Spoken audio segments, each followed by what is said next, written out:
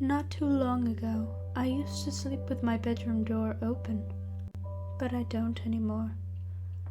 Now, I sleep with my door closed and bolted, and the curtains are always drawn. But back when I used to sleep with my door open was when I would let my dog sleep at the end of my bed.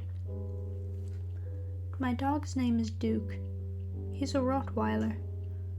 Despite being nearly the size of me and his overconfident attitude, which makes him impossible to take to a public park, Duke is actually a great dog.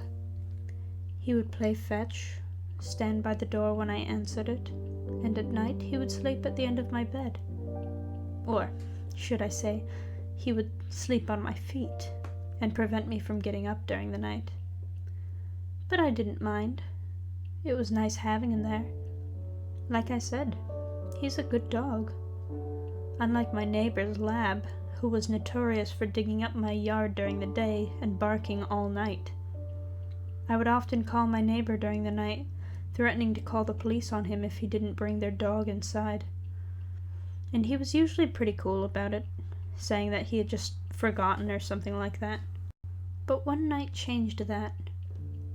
It had been a long day for me at work, so when I got home, I was exhausted.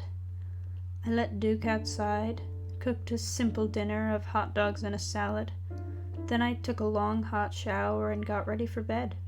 As always, I left the bathroom and found my bedroom door open, as I had left it for Duke to join me when he was ready to go to sleep.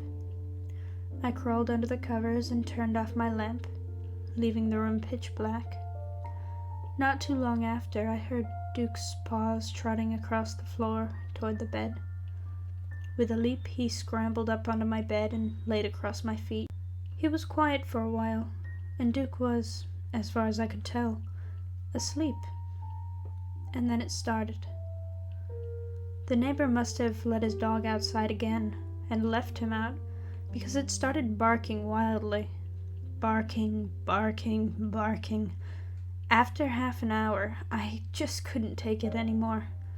I reached over to my nightstand and picked up my cell phone. The light from it was blinding, but I knew what I was looking for by memory at this point. I scrolled down in my contacts until I found my neighbor's number. I dialed it, and it rang 3 times before he answered it.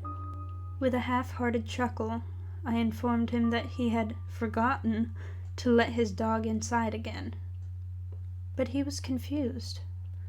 He said that he was in the middle of feeding his dog right now. I argued and said that I could hear his dog outside. And then he said something impossible. He said that he was looking out his window and that it was my dog who was outside. But that couldn't have been. My dog was lying on my feet, just like always. I pushed him off and got up, walking hesitantly over to my window and parting the curtains. And sure enough, there was Duke, in the yard, barking to be let in.